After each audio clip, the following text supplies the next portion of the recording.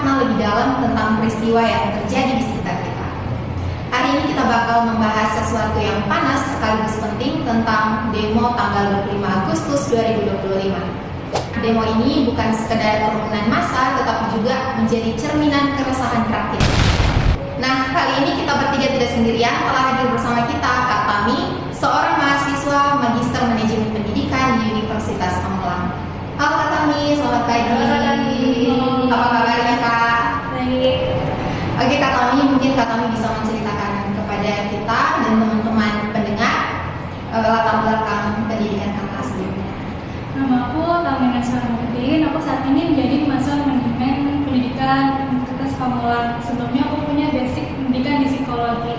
Dan saat ini aku menjadi admin di suatu perusahaan. Namun aku punya pengalaman melatih di admin cabang olahraga otak catur sama bridge. Jadi aku tertarik banget sama manajemen pendidikan karena aku punya basic di dua olahraga otak itu. Sama ini kan podcastnya ngulik otak ya. Jadi kayak tertarik banget sih sama masyarakat kita dan mungkin akan nyambung dengan bahasan kita selama beberapa menit ke depan kayak gitu.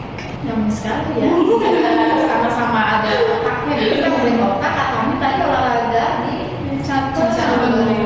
benar-benar ngulik ya itu otaknya seru di obrolan kita hari ini bersama Kak Tami. Oke Kak Tami, kali ini kita berbicara tentang demo yang sempat panas pada tanggal 25 Agustus kemarin ya. Kak. Nah, Sekarang tanggal 8 ya? Masih hangat nggak? masih Ada dikit deh. Iya. Nah, kalau sebagai orang muda ya Kak, yang aktif di dunia akademis, gimana perasaan Kakak tentang setelah Kakak mendengar tentang demo tanggal 25 Agustus kemarin? Kira-kira apa yang terlintas di pikiran Kakak? Oke, baik. Mungkin kalian semua merasakan hal yang sama ya. Dari tanggal setiap tanggal tuh kayak perasaannya beda-beda kayak roller coaster gitu. Mungkin tanggal 25 kita sangat bangga kepada rakyat yang berani menyuarakan karena yang udah pada tahu ya sebenarnya dari dulu sih sistemnya itu sudah merugikan rakyat. Tapi dan tanda kutip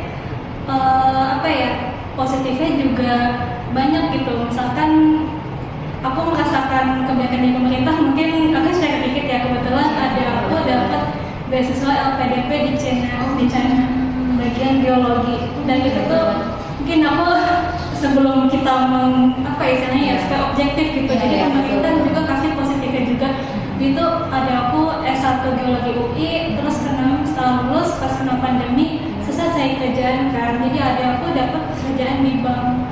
Itu kerja di bank selama pandemi dan alhamdulillah ya setelah pandemi mungkin sudah selesai, ada aku iseng-iseng nih cari pengen mimpinya lebih tinggi lagi kan, jadi daftar LPDP dan alhamdulillah lulus gitu. Dan saat ini dapat ke China dan dapat beasiswanya tuh sangat sangat cukup, lebih dari cukup gitu. Jadi pemerintah pun sebenarnya udah membuka peluang bagi rakyat yang mau mengambilnya gitu. Ya, jadi pemerintah sebenarnya banyak juga positifnya ya, tidak hanya negatifnya saja.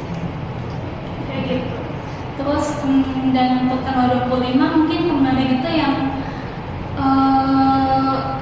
DPR itu kan kayak kurang berpihak ke rakyat ya. Iya. Dan dengan lebih jelas lagi kelihatan saat tunjangan DPR itu jelas gitu gaji-gajinya gitu. Itu kayaknya salah satu penyebab demo tanggal 25 bersih. Iya, jadi kayak dari dulu nih padahal rakyat kayak udah tenang kayak nggak apa-apa, tapi setelah ada tunjangan gaji itu yang jelas banget kayak akhirnya udah tumpah gitu. Jadi udah ke kesenjangan sosial. kesenjangan antara yang kaya banget sama yang enggak kayak gitu.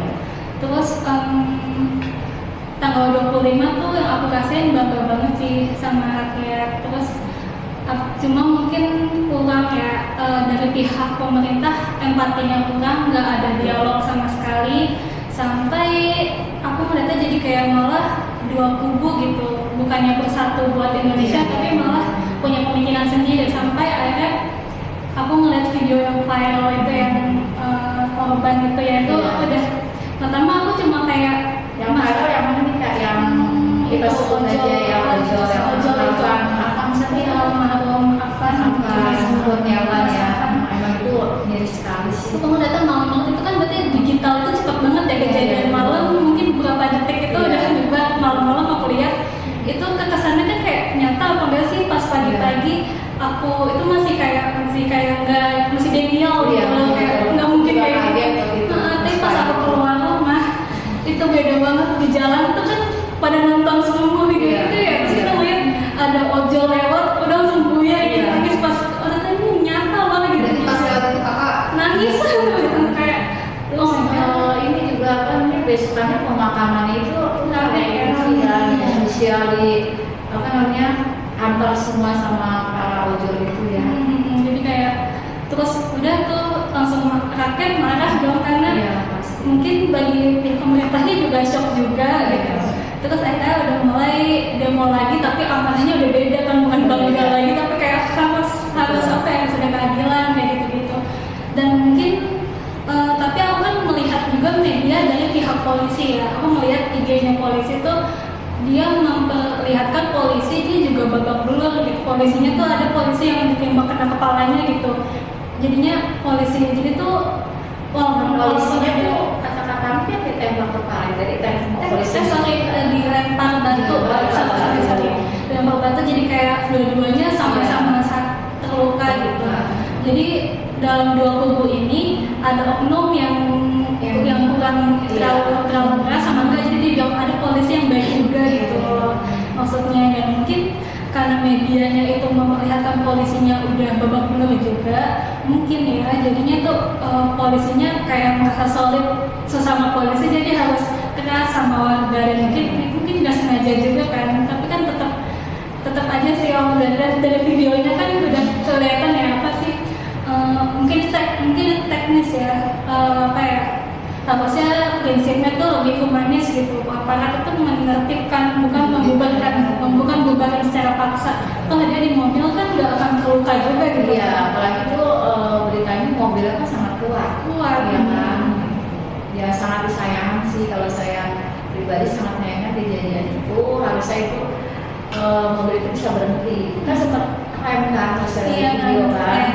mungkin itu kalau ini ya ke apa ya Bu, kesiapan emosional jangan, kalau gitu jangan panik, Ya, harus tanggung jawab, dia pikir bisa tabrak lari ada pameran kan. Tapi nggak emosional ya, Menjaga emosi dan mau bertanggung jawab.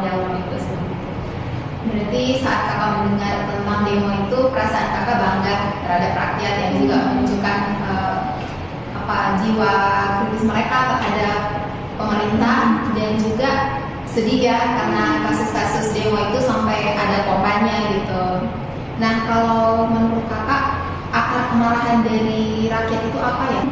Sebenarnya kayak udah pada kita tahu ya, ini akumulasi dari dulu tuh nggak transparan. Jadi kayak kalau di apa ya, kalau dijelas cuma rakyat menurut aku aja sih, cuma nggak tahu kan semua punya pemikiran masing-masing kan. Rasa kita udah nggak expect apa ke pemerintah, kita berjuang sendiri aja, nggak butuh pemerintah kalau mungkin gitu. Jadi terus sama memang ternyata makin kesini kayaknya ini harus ada speak up satu orang, jadi kita jadi berani kalau ada pionirnya gitu. Enggak loh, itu nggak adil, ini tuh ternyata mungkin rakyat nggak tahu kalau ada mungkin sumber daya alam yang bisa untuk lebih adil gitu manage-nya gitu. Dan kita jadi baru berani karena ada beberapa orang dari organisasi yang berani untuk menyuarakan gitu. Jadi kemarahannya jadi mungkin sebenarnya dari dulu cuma dipendem aja gitu. Tapi kalau menurut aku kan, kayaknya itu salah satunya pajak. Salah satu pajak ya, karena kan berita-berita tuh lihat pajak kita itu akan dinaikkan, dan itu tidak kecil ya kan. Sementara kondisi ekonomi sekarang kan ya kita semua tahu ya kan, banyak PHK, untuk lapangan pekerjaan susah gitu kan. Nah, sementara pemerintah itu memutuskan pajak itu akan dinaikkan. Kota kami seperti itu masalah pajak juga, terus sama untuk alokasi dana ke pendidikan juga dan itu kan ada apa ya istilahnya, akhirnya udah dibekuin kan, maksudnya udah hanya udah dinaikin lagi pajaknya kata 2022. Iya betul. Setelah demo ya akhirnya dari beberapa kayaknya ada ya yang disetujui ya aspirasi rakyat gitu ya. Sama mungkin bagusnya kemarin tuh banyak dari masyarakat menengah ke atas ngebelain yang bawah gitu, karena juga kita ya jadi kan sekarang kan yang menengah ke bawah kan nggak tahu mau ngapain ya, tapi Iya. terus itu sih salut pertama. Terus juga kayak aku pun baru sama kayak kita kayak baru belajar politik itu. Kami tuh ternyata politik tuh dari hal-hal yang sederhana gitu, bagaimana kita misalkan sama keluarga kita, dengan pasangan, dengan ngomongin hal-hal itu, ternyata politik versi kecilnya gitu, ternyata baru ngerti. Nah sekarang mungkin kalau dulu apa ya, mungkin dari ini aja sih, di sosial itu ada bubble-bubble yang kita ngelihatnya ini sebenarnya kan aku bakal yang beda-beda gitu. Kalau aku dulu, mungkin kalau udah kuliah kecil sampai kuliah aku ngeliatnya bubble aku sendiri doang, kayak nggak apa-apa, it's fine gitu. Kan mungkin setelah aku belajar mendalami psikologi, sosial, kayak baru ngerasa connect sama bubble di luar aku gitu. Sampai mungkin dulu aku ngeliat misalkan ada pengemis di jalan, aku ngeliatnya tuh kayak fenomena aja, tapi kalau setelah aku mempelajari ilmu soal sosmed ya udah sampai ke hati gitu. Jadi rasanya malu ngerasa kayaknya ada nggak benar deh, cuma nggak ngerti salahnya di mana karena belum ngerti politik kan. Ternyata pas sampai sini baru makin jelas, oh ternyata rasa sakit yang aku ngerasain melihat orang kesusahan tuh mungkin negara bisa bantu loh ternyata. Mungkin ada bisa bisa dibantu mungkin dengan cara itu tadi yang dibahas, harus adil, harus seperti apa. Iya, jadi menurut aku juga Kak, jadi kesenjangan itu kalau di negara kita ini kesenjangan itu antara pemerintah dan rakyat kecil bisa dibilang itu memang sangat jauh gitu.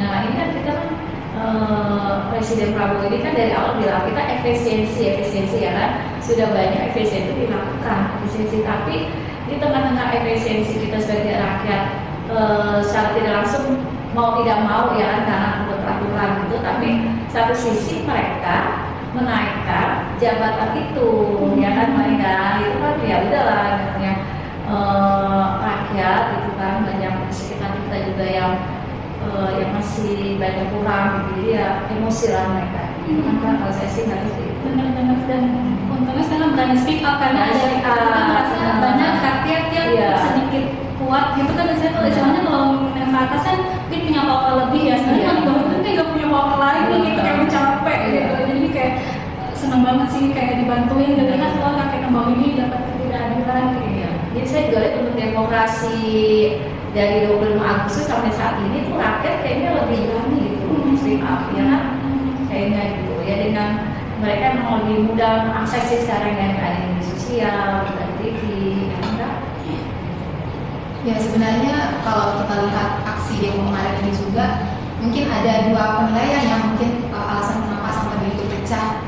Ya memang karena rakyat menolak kenaikan gaji dan tunjangan bagi para DPR itu di tengah-tengah krisis ekonomi yang sedang terjadi, ataukah memang ada krisis moral lainnya? Oke. Setelah tadi kan dibahasnya rasanya tuh nggak enak ya, tapi kalau dibahasakan itu mirip empati sih kan, tadi empati yang ada, terus sama tadi juga jabatannya dinaikin tapi nggak ada perubahan ya, penyalahan wewenang, terus sama kegagalan menjadi pelayan rakyat padahal udah digaji gitu sih.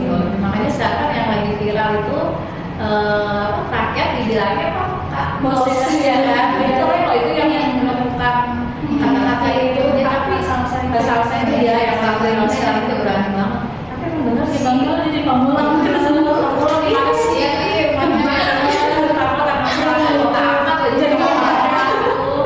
nah terus tapi bener sih yang dia bilang itu, karena kan wakil rakyat itu kerja untuk rakyat, dibayar oleh rakyat ya kan, bayar dari pajak kita ya kan, harusnya mereka bayar kita dengan sepenuh hati, jangan memperkaya diri sendiri gitu. Apalagi ada salah satu anggota DPR ya kan, yang bilang rakyat bodoh, ya kan, itu udah terlalu sih buat aku gitu kan. Gimana empatinya mereka gitu. Nah sekarang aku juga mau nanya ya, kata kami ini kan kita sebagai psikolog juga, menurut kata kami sebagai ya menyukai tentang kesehatan mental. Iya, menurut kami rakyat kita ini dari demo ke sekarang menurut pandangan kami seperti apa? Maksudnya mentalnya itu, terutama yang kayak bos-bos kita sebutnya jangan rakyat jelata ya, bos gitu. Iya, soalnya yang menyebut rakyat jelata itu anggota DPR. Iya, anggota DPR. Itu benar sih, karena dia udah kelewatan banget ya. Takut mungkin dia punya sampai bisa ditahan di situ, mungkin dia bisa dipertahankan di situ, mungkin dia punya jasa apa kita nggak tahu ya, tapi dia mesti belajar juga jangan ya. Akhirnya berani kan yang dia ngomong itu kasar saya ya. Mungkin ya beda-beda sih Bu kalau rakyat kesehatan mental rakyat Cuma kan puncaknya itu kan sampai ada nyawa kan. Iya, Kalau ada nyawa itu ya udah sampai depresi nggak sih? Dari tanggal 25 tuh hari keberapa ya Alvan dijadiin Alvan ya? Kan tanggal 25 masih damai sebenarnya. Misalkan ya, Aku udah hafal semua. Iya. Kan udah 9. iya pokoknya setelah 29 kan juga itu kan yang demo pas besaran itu setelah pembakaran atau Alvan ya Pak? Alvan dulu baru pembakaran di beberapa daerah itu kan? Alvan dulu baru pembakaran. Nah, jadi benar-benar tapi dari emosi bos-bos ini ya emang bos-bos ya. Iya. Kamu udah marah gitu ya? Iya, kok maksudnya merasa kan kayak rasa kita ini sesama Alvan rumah nih kayak di pihak kita kan, itu kan dia terlupa, kita terlupa juga gitu. Tapi kalau kita lihat dari perspektif hukum juga dalam ya peraturan undang-undang terus juga kepolisian itu rakyat memang punya hak untuk melakukan demo, tapi di satu sisi harus menjaga hak orang lain juga termasuk aparat keamanan mereka yang juga sampai menjadi korbannya dari demo tersebut gitu.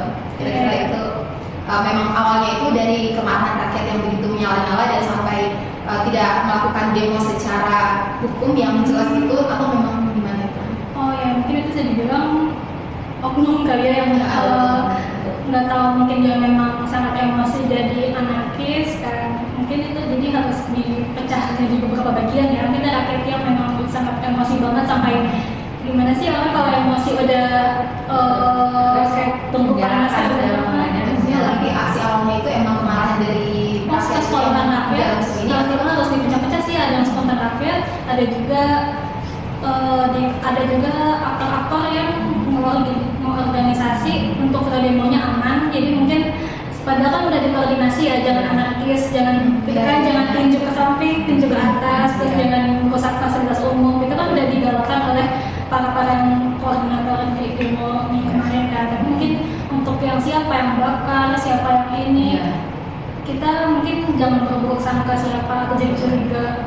Ini pemerintah nih yang pengen kelihatan supaya yang salah yang demo. Gak ada buktinya kecuali yang bakar itu kita tarik, kita yang dikonversi gitu. Jadi itu di luar kendali, kecuali ada investigasinya ya, harus jelas yang bakar itu siapa, yang ini siapa. Kalau yang jarah rumah anggota DPR itu aku melihatnya ada yang bilang itu sengaja dari dapat rumahnya itu dari si kan yang ada kawan yang bikin vlog ke rumah-rumah anggota DPR kan itu dari YouTube ya, jadi orang masyarakat tahu dari situ. Jadi yang datang bukan tetangganya, jadi dari orang dari jauh dari luar Jakarta dan targetnya ini rumah pejabat ini di sini langsung. Jadi media sosial itu punya pengaruh. Iya, itu kan sampai siapa sih tutup live-nya itu kan, Live-nya ditutup ya. Sampai ditutup.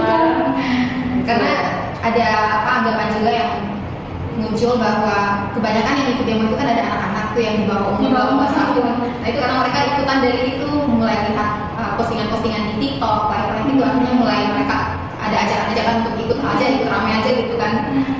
Tapi bener loh, anakku kan baru umur 10 tahun ya, masih SD. Dia ngerti. Iya, dia share media sosial itu dia juga membara-bara gitu. Padahal dia tuh paham juga tanpa aku yang cerita karena dia yang cerita gitu ya, sebagai orang tua ya lebih membilang lagi maksudnya lihat juga gitu kan mana yang benar enggak, tapi dia tuh kayak membara gitu loh, maksudnya sampai dia bilang aku nggak mau jadi anggota DPR karena aku nanti makan uang rakyat, sampai ada lagu-lagunya itu dia juga mau anak-anak gitu seumuran 10 tahun itu sampai nyanyi lagu DPR gitu, dia mau uang rakyat, aku nggak mau jadi itu. Jadi ya benar kata dia itu untuk anak aku nggak sampai turun karena lokasi juga jauh kan gitu. Jadi kayaknya sih untuk demonstrasi sekarang ini aku kan semua umur kayaknya, semua umur tuh kayaknya merasakan demonstrasi gitu loh, maksudnya apa? Ya cuma disayangkan ada beberapa yang itu ya bisa dideteksi. Perjuangan mereka. Mungkin ini kali ya tambahan sebagai akademisi kan sebagai penengahnya dan jembatan antara masyarakat sama pemerintah. Jadi mungkin dari pemerintah ke masyarakat, akademisi ini kebaliknya dari rakyat ke pemerintah, akademisi membantu aspirasi rakyat. Yang tadi kan kayaknya marah aja ya, tapi ternyata bisa lah dibikin jadi terstruktur. Misalnya yang 17 ke 8 itu kan jadi lebih jelas lagi terstruktur lagi. Jadi sebagai akademisi bermain di situ sih sebagai jembatan. Jadi yang mungkin ada rakyat-rakyat yang pokoknya tahunnya mati tahunnya emosi gitu kan, tapi meluapkan emosi. Masih ada rakyat yang emang seperti kata kami bilang itu kan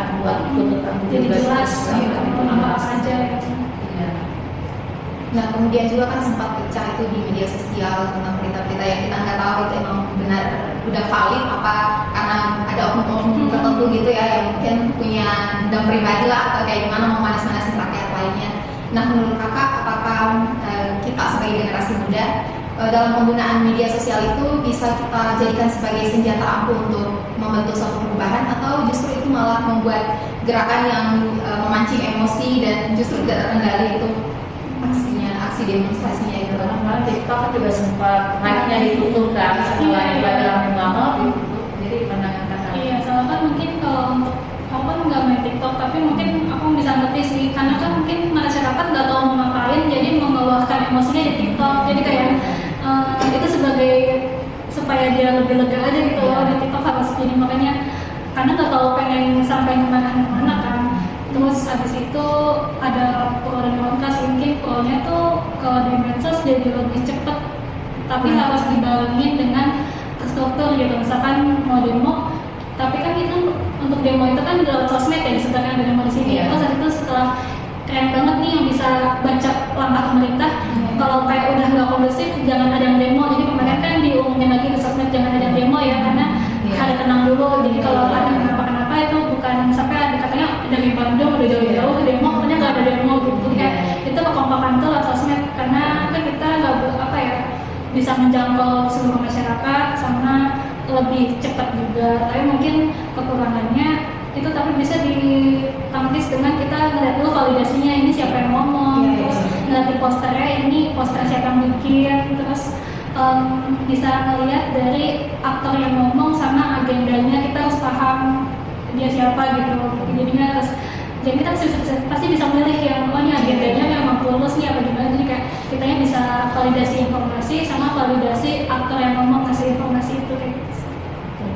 Karena emang banyak juga ya provokasi gitu kan yang ya misalkan mereka nih ngomong apa nanti dikat jadi keluarnya apa gitu kan bagi AI sekarang ada juga yang buatan AI gitu kan. Makanya ya kita sebagai rakyat ya harus pintar gitu. Ya saya juga merasakan itu sih yang paling berita masalah demo itu emang update banget sih. Jadi saya nonton dari media sosial aja. Cepet banget naiknya soal berita soal demo itu. Terus kemarin kan Tangsel kan juga sempat mau demo tuh, apalagi saya kan dekat wali kota, luas-luas sampai anak saya nggak boleh sekolah sama saya kan. Terus yang media sosial itu ngeluarin warga jaga warga itu ya, dan itu emang di tempat tinggal saya itu RT ini tuh udah jaga dari malam. Jadi kayak ya benar warga jaga jadi ya itu positifnya media sosial. Afirmasinya juga bagus tuh, Tangsel aman, Tangsel aman ya. Yang ada tuh narasi positif, jadi kita di sosmed kan narasinya positif dan positif. Gak ada yang mungkin ke arah negatif sama sekali. Oke, baik Kak Tami, aku izin bertanya mengenai peran generasi muda dan mahasiswa. Nah, kalau mahasiswa dan generasi muda dilibatkan, seberapa penting sih sebenarnya peran mereka untuk mengawal kebijakan publik biar tidak ngawur? Oke, itu menarik banget sih peran anak muda yang tepatnya mahasiswa ya, karena menurutku mahasiswa itu lebih independen karena nggak punya agenda bisnis atau politik sendiri gitu, jadi pakai hati nurani aja gitu. Terus dan untuk itu mungkin kalau yang muda tuh lebih fresh gitu ya, dan mungkin tentu tapi tanpa menghormati yang lebih seniornya gitu, atau mungkin mesti berdialog dengan seniornya itu, jadi kayak bisa ngerti masalahnya dan juga sama anak muda kan pasti ingin lebih semangat gitu ya. Terus dan sampai tadi sih kalau mahasiswa kan nggak dari politik atau bisnis dari manapun, jadi benar-benar independen, jadi perannya di situ sama kita sih menjembatani gimana ngejelasin mungkin dari pemerintah bahasanya kompleks, kita ngejelasin ke orang awamnya bahasa-bahasa sederhana, bahasa-bahasa sehari-hari, dan sebaliknya dari rakyat aspirasi rakyat dibikin terstruktur untuk sampaikan ke pemerintah gitu sih. Kemarin juga kita lihat di berita itu kan yang di DPR udah mulai manggil perwakilan itu banyak juga ya dari mahasiswa yang ikut gitu mewakili aspirasi rakyat ya kan. Terus yang 17+8 itu akhirnya udah sampai meja presiden kan, sampai Pak Prabowo bilang ini masuk akal banget untuk tanya dan beberapa akan didiskusikan gitu. Ya, menurut saya demokrasi ini memang itu peran mahasiswa itu memang sangat penting, sangat dibutuhkan gitu kan. Jadi sebagai apa ya, pintu gitu, misalnya pintu antara rakyat dan pemerintah ya diwakili dengan mahasiswa ini. Jadi kalau menurut saya sih mahasiswa itu kalau demo itu tidak anarkis, Lebih tenang ya, gitu. lebih tenang gitu ya kan, mereka ya karena mereka kan sebelum berangkat demo itu pasti kan mereka sudah rapat sebelumnya di kampus ya kan, dari bimbing oleh dosen atau rektor gitu kan, masalahnya apa, kita mau demo itu pasti kan pakai izin ya kan, mereka itu kan ke kampus mereka masing-masing. Jadi mereka itu mau benar-benar mewakilkan aspirasi rakyat. Gimana menurut kamu? Setuju banget sih, dan mungkin itu tadi ya harus, karena mungkin kemarin sangat chaos dan ada oknum yang aku lihat kemarin bilang itu bukan mahasiswa, kalau jadi itu non mahasiswa ngelempar bom molotov atau apa ya ke polisi. Jadi polisinya kan kayak padahal kan yang kembali ke tadi kan ada oknum yang polisinya baik-baik aja nih, nggak galak nggak apa, cuma bikin ketik doang tapi dilempar ini, makanya dikejar kan sampai masuk kampus. Jadi beritanya kesebar masuk kampusnya doang, yang dilemparin bulan itu telat infonya. Dan itu katanya sih bukan mahasiswa Bandung ya. Oh itu latar belakang itu, makanya aku juga lihat berita kan bahwa kok polisi tembakin, mereka di kampus ya, gitu maksudnya. Jadi kayak Tembak gas air mata di kampus. Jadi sampai yang korbannya ya kak. ya aku kurang tahu sih kalau itu. Kalau di berita sih kan, karena kita mantaunya kan hanya dari media sosial. Ya mungkin kok tergantung itu sih, kayak apa ya, kita ngelihat ada aspirasinya kemarin kan karena lagi panas banget, panas ya, jadi sekarang kan udah adem, jadi kayak walaupun belum ada juga sih, kayak belum ada apa ya, tim investigasinya itu gimana keadilannya belum ada, kadang 7 polisi yang ketahuan nggak sengaja membunuh itu kan. Jadi untuk aspirasinya sendiri masih berlanjut sih, karena belum selesai kan, kayak gitu. Masih berlanjut. Jadi mungkin tadi mahasiswa biasanya mengawal juga gitu. Agar respon pemerintah itu bisa terjawab ya, apa yang disampaikan oleh rakyat, direspon baik oleh pemerintah, dan mahasiswa itu punya tugas untuk mengawal semua itu sampai tuntas gitu. Oke, yang benar. Ya di tengah demonstrasi itu yang pasti ada yang anarkis gitu kan, yang mereka itu yang sengaja misalkan menjelekkan mahasiswa atau menjelekkan presiden gitu kan, jadi sengaja apa memprovokasi gitu kan. Tapi itu sebenarnya mungkin ungkapan kekesalan aja kan, ya mungkin harus kedepannya mungkin untuk pikir jangka panjang ya, mungkin karena kita nggak bisa ngapa-ngapain nih, jadi kayak kita bikin kuat diri kita sendiri. Misalnya kalau sehari-hari dengan pekerjaan atau apa, kita self care sendiri gitu, karena kita nggak bisa membantu orang kalau kita sendiri nggak bisa bantu diri kita sendiri kan, kayak gitu sih. Itu pertanyaan yang terakhir, kalau boleh jujur sebagai anak muda yang akademis, apa refleksi terbesar kakak dari peristiwa ini? Oke, refleksinya adalah pengennya kita kerjasama ya, sama kan dari misal aku di posisi rakyat, kita kerjasama sama pemerintah, apa ya, lebih itu tadi harus transparan juga pemerintahnya gitu, supaya adil, terus transparansi itu sih yang penting. Jadi komunikasinya tuh rasanya kok kayak rakyat nggak bisa mengakses ya info yang sebenarnya kayak gimana sih, kok infonya nggak di share kayak gitu. Terus pentingnya pemerintah itu ya sekarang mungkin udah terkenal tuh yang ambil itu ya, dia banyak turun ke rakyat, jadi kita juga kadang tahu kan sebenarnya ini yang ngurus tangsel ini siapa sih gitu, pejabat-pejabat kita tuh siapa. Makanya kalau saya sih lebih suka mereka banyak ketemu. Oh iya, sama benar banget Bu, yang anggota DPR itu selain ketemu rakyat juga punya kompetensinya gitu kan. Soalnya kan banyak banget kemarin harus bilang harus minimal S2 supaya paham gitu loh. Salah satu sama yang lagi ada share juga, influencer ditawarin masuk anggota DPR, tapi diiming-iminginya gelar gampang lah, terus tuh baca aja Aku baca ini itu dikurang, nggak boleh lah kayak apa ya, menyepelekan suatu gelar gitu. Kayak ya udah gampang, yang penting bahasa ini, yang penting lu masuk aja dulu jadi anggota parlemen. Kan nanti ilmunya ya kan, kita benar-benar betul ya, kita dapat ilmunya jadi kita bisa menerapkannya. Makanya ya mungkin mereka itu banyak juga yang beli gelar ya.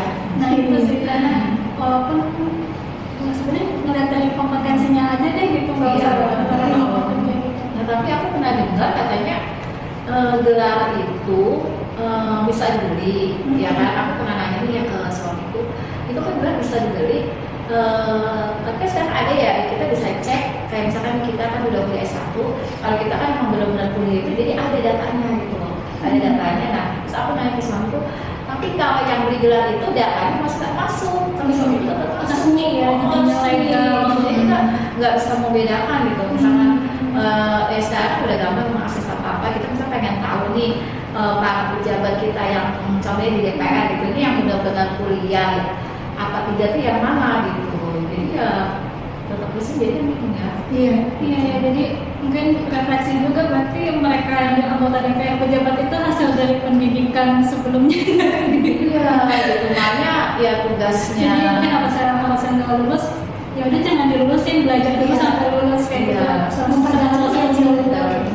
Karena emang yang udah nggak jadi rahasia lagi, untuk jadi anggota DPR itu emang yang suara sih, ya kan? Itu ada juga viral ya cara masuk DPR, keluar berapa M buat Iya, suara. iya, Jadi suara. mereka ngambil itu buat tutup modal. Itu kan karena rugi. Jadi rugi. Jadi mereka cuma ngapain main-main doang gitu. Jadi kualitasnya nggak dilihat ya menjadi anggota DPR, padahal kan penting, sangat penting loh. Bagaimana Saya, cara mereka kan mewakilkan kita kan, mewakilkan rakyat kan. Jadi jangan hanya pas begitu masuk, ketika kami bilang itu mau ganti rugi, yang Iya, diwakilin gitu. Jadi ya hasilnya seperti sekarang, kayak kemarin kan dinaikin senang juga joget, ya kan? Karena mereka udah mulai kayak wow, Iya. besar naiknya gitu kan. Sebenarnya dari dulu aku lihat juga ada video jadul nih Soekarno lagi joget-joget juga sebenarnya. Tapi entah gimana karena semuanya bisa transparan sekarang ya harus dibarengin dengan kompetensinya dong. Mungkin kalau zaman dulu perjuangannya masih on fire ya kayak, cuma sekarang kok joget-jogetnya iya tapi perjuangannya Nggak ada. Nah, makanya aku juga sebagai rakyat ya, aku juga nanya nih, karena aku di rumah suka ngobrol sama suami gitu masalah politik, masalah apa. Sebenarnya ini sebenarnya mereka itu apa sih dikasih kita? Kita nggak ngerasain ya, ya kan? Ya fasilitas umum juga. Dia paling jalanan kemarin belum lama ya. Setelah demo ini kan yang banyak di jabat yang turun, yang baik itu contohnya di RT di buku itu jalanan diperbaiki. Tambah kan, ya kan? Maksudnya ada paling jalanan.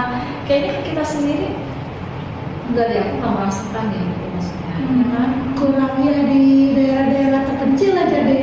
Pemerintah jarang kan ada yang sama mungkin belum lagi nama isu lingkungan ya. Dan itu kita Iya. nggak tahu nggak bisa ngapa-ngapain juga kan yang ngatur kan di atas sana ini bukan Iya. nggak merasakan lagi ada beberapa yang lingkungannya harusnya jangan ditebangin pohonnya tapi Betul. ditebangin kayak gitu. Iya.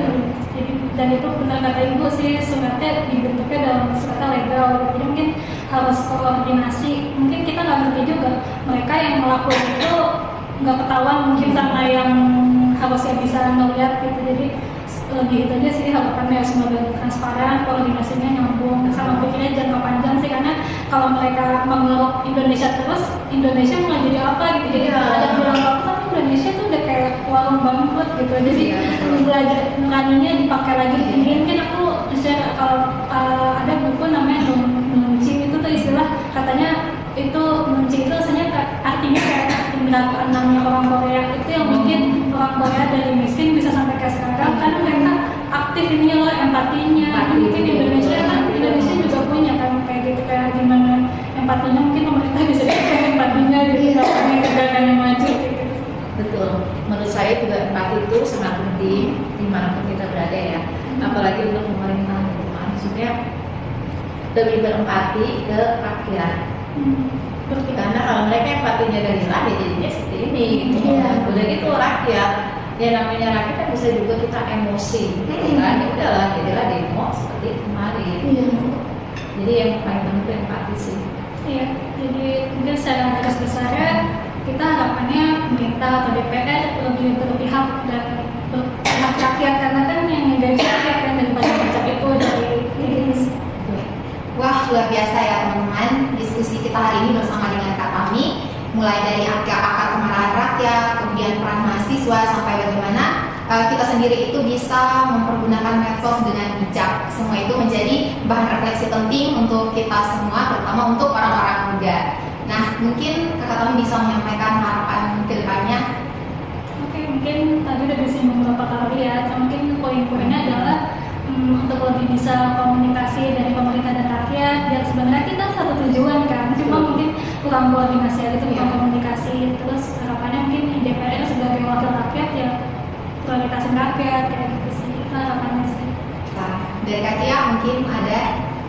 Kalau dari aku sih paling untuk demi kemajuan negara kita, dari pemerintahnya lebih aware lagi, maksudnya lebih peduli lagi sama suara rakyat dan selalu mendengarkan apa yang disuarakan oleh rakyat-rakyat di bawah mereka gitu, dan lebih bisa bersikap adil, bisa bersikap tegas juga tanpa adanya kekerasan atau yang membahayakan diri gitu dari aku pribadi.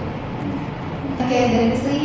Kalau dari aku itu terutama empatinya dulu ya. Jadi pemerintah itu harus berempati ke rakyatnya gitu. Jadi dengan dia berempati, jadi dia bisa merasakan nih masih banyak rakyat-rakyat itu yang memang benar-benar membutuhkan pemerintah gitu. Ya seperti keadaan saat ini kan tidak bisa dipungkiri ya, PHK itu ada di mana-mana, untuk lapangan pekerjaan susah gitu kan, untuk yang rakyat-rakyat kecil atau sekarang udah naik ya namanya bosnya gitu, masyarakat bos itu banyak yang mereka tuh akhirnya jadi driver ojol gitu kan. Sementara kita tahu kan untuk jadi ojol itu tidak mudah loh untuk mereka mendapatkan orderan gitu kan gitu. Jadi kalau saya sangat berharap itu untuk pemerintah, anggota DPR, pejabat-pejabat kita yang kita kasih amanah untuk mereka memimpin kita itu harus mempunyai empati yang tinggi dan amanah dan adil dan banyak menemukan rakyatnya, karena mereka ini kan bekerja untuk rakyat, ya kan, bukan untuk kekayaan mereka gitu. Karena seperti kita tahu semua Indonesia itu kaya loh. Sebenarnya tuh Indonesia tanpa pajak dari sumber daya sendiri itu udah bisa gitu kan. Tapi ya kembali lagi pejabat-pejabat kita ini harus amanah, harus berempati dan jujur gitu. Jadi jangan dong setelah kalian menjadi pejabat itu kalian yang ada di pikirannya itu, yang ada di otaknya itu untuk mengeruk kekayaan gitu kan. Nah, gitu ya. Masih banyak sih sebenarnya pejabat-pejabat yang yang baik. Salah satunya itu saya sangat salut dengan Gubernur Jawa Barat itu loh, itu loh, saya lihat dia tuh jarang di kantor, dia tuh lebih banyak di jalan nemenin rakyat. Emang harusnya kan tugas pejabat ini, pemerintah ini kan seperti itu ya. Jadi harus lebih diperhatikan lagi rakyatnya, karena mereka itu ingat loh gajinya dibayar oleh rakyat, ya kan? Karena kita contohnya dari pajak, kita kalau bayar pajak pasti kita kena sanksi ya kan, karena pajak itu kan wajib ya. Contoh kecilnya jadi kita kan daerah suka makan ya, kayak restoran KFC atau Solaria, itu kan kita mau nggak mau kan jadi langsung mengenai pajak ya kan. Mereka itu kita bayar berapa, pajaknya berapa kita bayar, jadi pajak ini kita mau nggak mau kita wajib, jadi mereka itu dibayar dari kita, makanya harus benar-benar bekerja untuk kita. Terus seperti yang tadi kami sampaikan, jadi untuk wakil rakyat ini tolong itu ijazahnya jujur. Jadi kalian itu benar-benar kuliah. Seperti yang tadi kita ini loh, kita benar-benar menjalani kuliah kita S1 dengan proses ya kan. Dengan kita berproses benar-benar kita ilmu yang kita dapatkan itu yang benar gitu. Jadi kita mempraktekkannya bisa gitu. Dan sekarang saat ini kita sedang studi di Universitas Pamulang ya.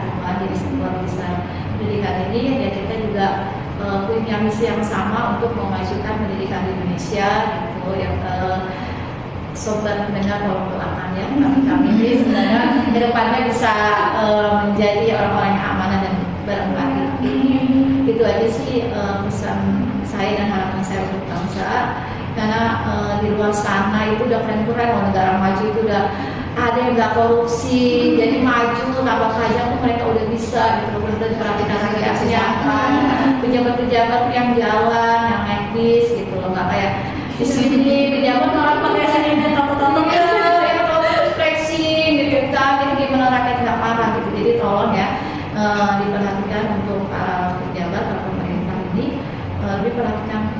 minimarket ya, atau sekarang mereka bos ya, kalian pegawai. Itu aja kita yang saya sampaikan. Oke, terima kasih banyak Kak Tami dan juga Kak Kia dan Bu Sri. Diskusi hari ini kita sudah berbagi pengalaman dan refleksi yang mendalam ya tentang kejadian kemarin. Dan semua itu semoga percakapan kita ini bisa menjadikan orang-orang di luar sana itu lebih berpikir kritis ya, karena informasi itu kita bisa dapat dari mana saja, tapi bagaimana kita memfilter informasi tersebut agar tidak menimbulkan kekacauan atau kemarahan lainnya, tetapi semuanya dapat diatasi dengan tenang. Ya. Dan sekian pembahasan kita kali ini teman-teman, sampai ketemu di episode berikutnya. Terima kasih. Terima kasih.